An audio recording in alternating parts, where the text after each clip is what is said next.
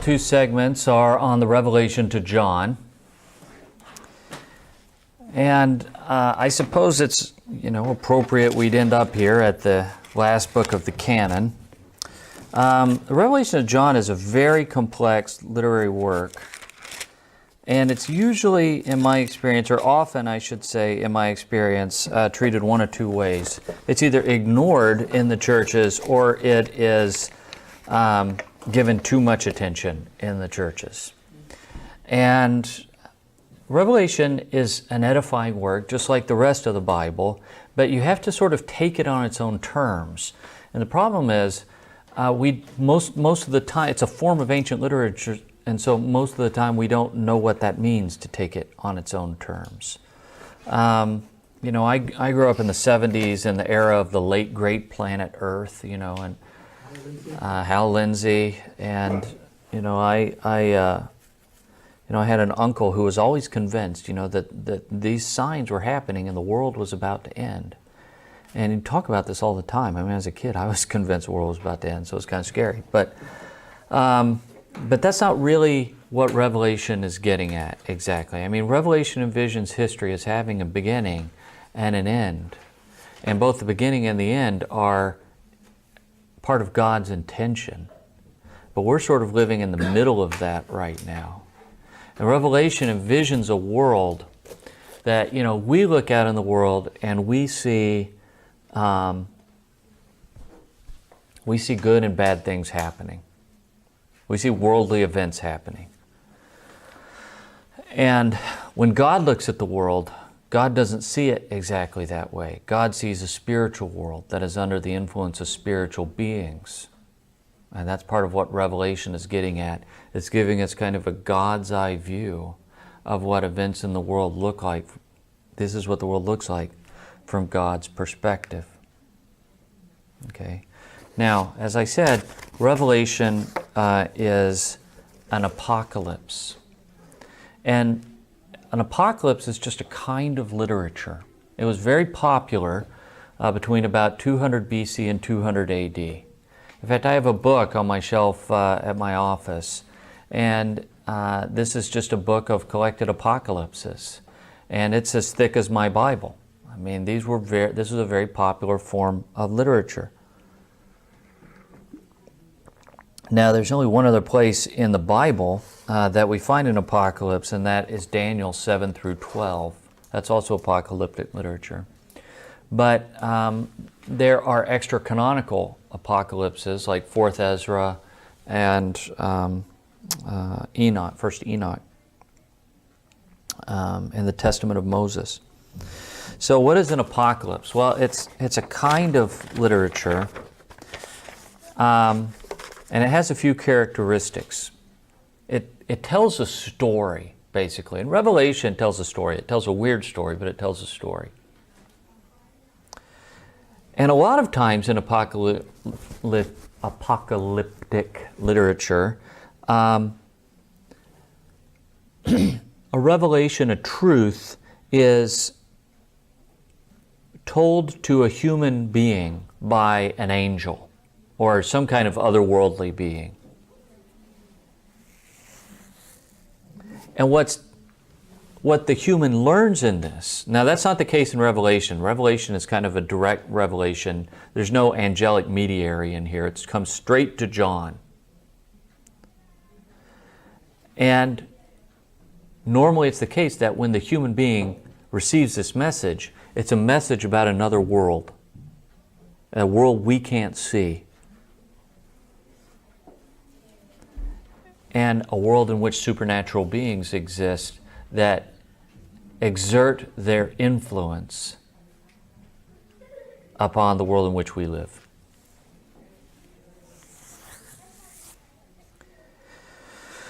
Okay, now,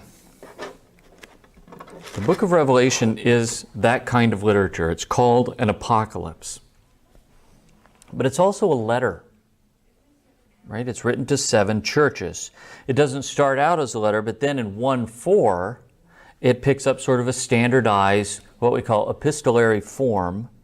John, he's the sender, to the 7 churches that are in Asia. These are the churches of Smyrna, Pergamum, Thyatira, Sardis, Philadelphia, and Laodicea. These are all churches in what we would call Turkey today. The Roman province of Asia. And this was so Revelation is a letter, but it's a circular letter. It's not written to one church. It's meant to be passed around to 7 different churches.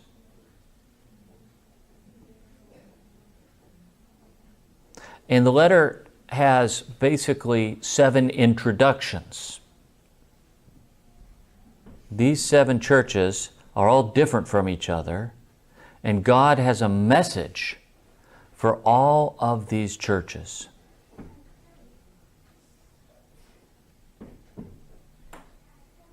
And then, once we get to chapter 4, then the individualized messages stop and the general message begins. So Revelation is an apocalypse and Revelation is a letter. Revelation is also prophecy. Remember, prophecy is speaking on God's behalf, speaking words that God gives you. That's prophetic.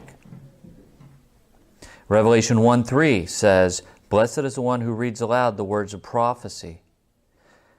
And blessed are those who hear and keep what is written in it, for the time is near."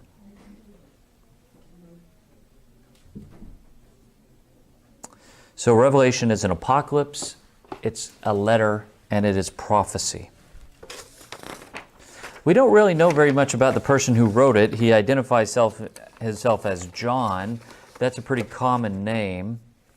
For a variety of reasons, we think he was probably a Jewish Christian. The Greek that he uses has Semitic features to it. Maybe like it's not his first language. Maybe he fled Israel during the first Jewish revolt. He seems to be familiar with what's going on in the churches that he addresses, so maybe he was an itinerant prophet. I don't want to spend too much time on that, though. I really want to get into the meat of Revelation. Okay. Here's the central theme of Revelation. Here's the central question that the book of Revelation wants to answer. Who is really the Lord of this world? And at that time, there was the emperor who was claiming to be Lord of this world. And in later eras, in earlier eras, there are other people claiming to be Lord of this world. But Revelation says, God, the God of Israel, who became flesh in Jesus, is the Lord of this world. And everyone else is just a pretender.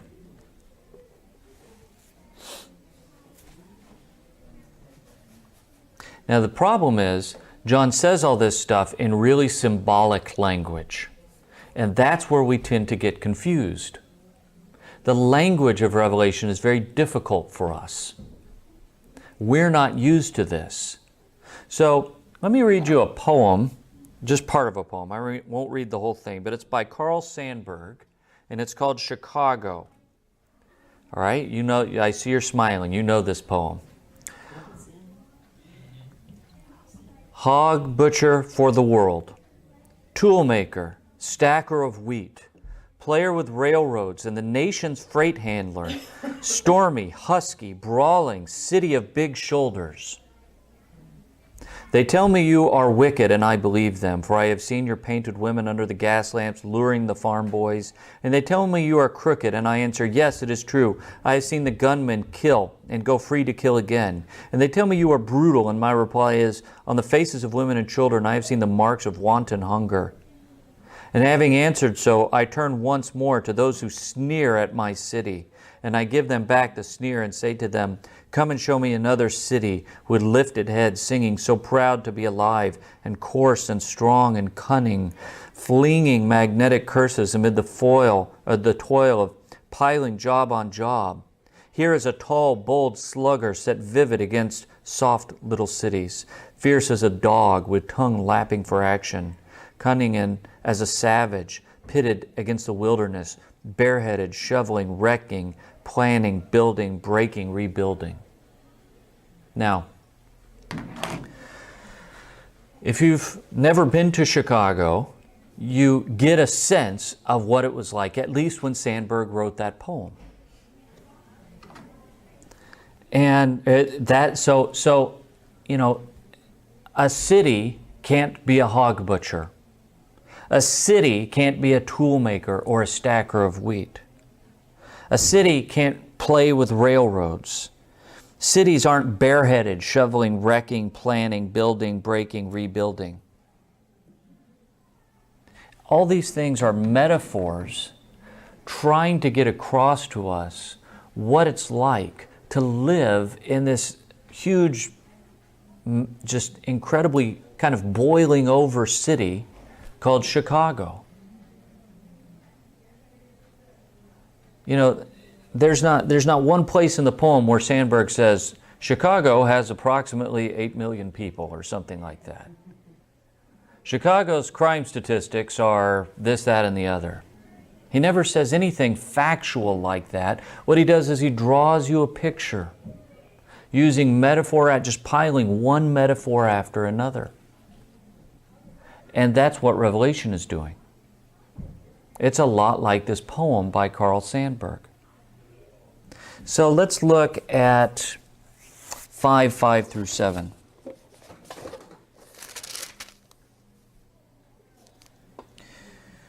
This John is having his vision. I want to back up to 5:1. He's having his vision, and he says, I saw in the right hand of the one seated on the throne a scroll written on the inside and on the back, sealed with 7 seals. And I saw a mighty angel proclaiming with a loud voice, Who is worthy to open the scroll and break its seals? And no one in heaven or on earth or under the earth was able to open the scroll or to look into it. And I began to weep bitterly because no one was found worthy to open the scroll or to look into it. Then one of the elders said to me, Do not weep. See, the lion, pay attention to this metaphor, the lion of the tribe of Judah, the root of David, has conquered so that he can open the scroll and its 7 seals. Who is this lion, the root of David? It's Jesus. Jesus is the Lion of the tribe of Judah, and he has conquered. Then I saw between the throne and the 4 living creatures and among the elders a lamb standing as if it had been slaughtered.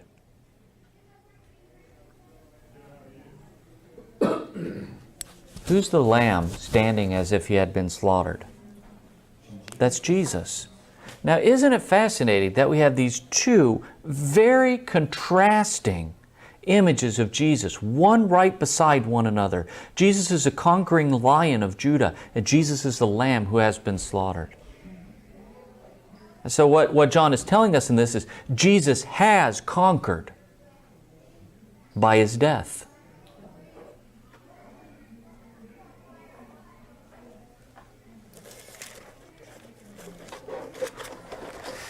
And John uses image after image after image like this to teach us about who God is and the way in which God sees the world around us.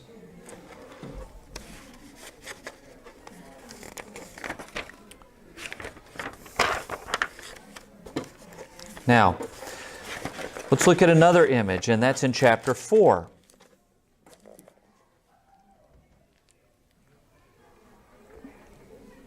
Now, this is right at the beginning of the vision. This is immediately after the 7 introductions. After this, I looked, and there in heaven a door stood open. And the first voice, which I had heard speaking to me like a trumpet, said, Come up here, and I will show you what must take place after this. At once I was in the Spirit. So now John is having a vision. Okay, that's what he means by he was in the Spirit. He was having a vision. And there in heaven stood a throne with one seated on the throne. Now you'll notice that the one seated on the throne is never described as a person. Look at how this person or this being, this God on the throne looks. The one seated on the throne looks like jasper and carnelian, and around the throne is a rainbow that looks like an emerald. Around the throne are 24 thrones, and seated on the thrones are 24 elders dressed in white robes with golden crowns on their heads.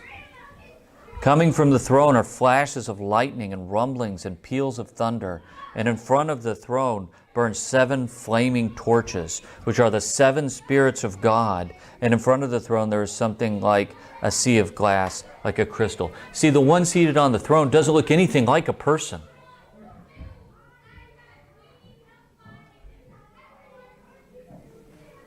And around the throne, on each side of the throne, are 4 living creatures. These living creatures are basically angels. We see creatures like this in Ezekiel chapter 1. And day and night, without ceasing, these angels, these creatures sing, "Holy, holy, holy, the Lord God the Almighty, who was and is to come." So the one seated on the throne, who looks like precious gems, is surrounded all the time, unceasingly, by 4 angels who are singing His praises forever. And whenever the living creatures give glory and honor and thanks to the one seated on the throne, which seems to be all the time, who lives forever and ever, 24 elders fall before the one who is seated on the throne and worship the one who lives forever and ever. They cast their crown before the throne, singing, "You are worthy, our Lord and God, to receive glory and honor and power, for you created all things, and by your will they existed and they were created." So you see, all the time, day and night without ceasing, the angels sing, "Holy, holy, holy, the Lord God the Almighty," and the elders fall down on their faces, cast their crowns down before God, and sing, "You are worthy."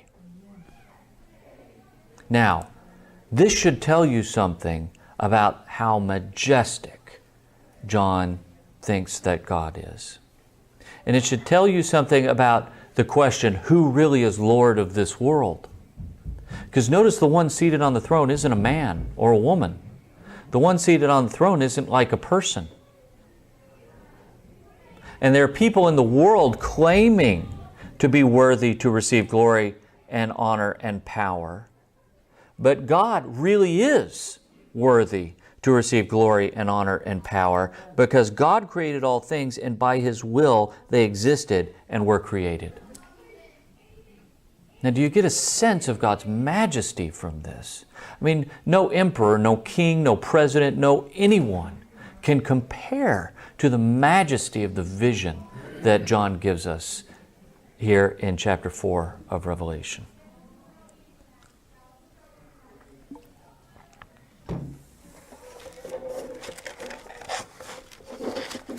Now, some people say that, how much time do I have, by the way? Okay. Some people say Revelation was written in a time of persecution. That's probably an exaggeration. At the time Revelation was written, Christians in the Roman Empire lived at about the same way everyone else did. They held down jobs, they had neighbors and friends, they went to the market. But there were a few activities in which they couldn't participate. And I'm going to read a little bit from a commentary by Leonard Thompson on Revelation from Abingdon Press. He says, Christians did not take part in civic and provincial celebrations of the emperor. So when the emperor's celebrations came by, the Christians would just go home. Why did they do this? Because there were people who would worship the emperor like the emperor was divine. Now, whether or not the emperor thought that, it probably depended on the emperor. I mean, Vespasian thought it was funny at the end of his life that people thought he was a god. Nero seemed to have taken it more seriously. The followers of Christ did not offer sacrifices as imperial processions went by their homes, so they didn't make sacrifice to the Roman gods. on behalf of the emperor. They did not even offer sacrifices to local established deities that supported public imperial life. Christian households contained no statues or images of any of the Caesars or of any other god. In short, Christians gave the appearance of not supporting the public order. The Romans didn't really care who you worshiped. I mean, the Roman world is polytheistic, but they did care who you didn't worship. You could worship anyone you wanted as long as you worshiped the gods who supported the empire. But once you didn't worship the gods who supported the empire, you were thought to be disloyal. The worship of the traditional Roman gods was thought to be good for the empire. And if we don't worship these gods, they might not support the empire. Now, Jews had an exception because the Romans realized it was just easier to leave them alone and let them worship their one God. But as the church and the synagogue began to separate, and Christians began to be seen as separate from Jewish people, then Christians didn't have that exception anymore. And so they could be, maybe brought up on charges. So around the end of the first century, there was a guy named Pliny the Younger. And Pliny the Younger was a governor of a Roman province in Asia, in Turkey, I think. And Pliny, writes to the emperor, and he says, I've got these Christians in my province, and I really don't know what to do with them. They don't seem to be doing anything wrong. And I brought 2 slave women in, and I tortured them just to see if I could get anything out of them. And really, honestly, they're not doing anything wrong. And so when they come in, I say, look, you really need to recant. And if they don't recant, I warn them. And if they still don't recant, I really warn them. And then if they still won't recant, then I'll just have them killed because they're so stubborn. So he sends that off to the emperor, and the emperor writes back and says, yeah, that's a good idea. Okay, that sounds fine. So there aren't a whole lot of Christians here at the end of the first century, for one thing. They're kind of a minor nuisance. But they were just suspected of disloyalty. And that was the problem. So as long as you could kind of fly under the radar, you were fine. There was not an empire-wide persecution of Christians at this time. But if someone, say, whispered in the ear of the local magistrate that you are disloyal, that you're a Christian, you're a Jesus follower, then the magistrate might call you up and say, hey, someone said you're a Jesus follower. I don't really care what you do in your spare time, but just to make sure you're loyal, I need you to make sacrifice to the emperor so we can be sure that you're loyal. And the Christian would say, gosh, I can't do that. I'm loyal, but I'm not going to make sacrifice to the emperor. And then that's when the trouble would start. And so they could die when that happened, because being disloyal to Rome would get you killed fast. Okay? So Christians are starting to feel the heat of a conflict with the Roman Empire.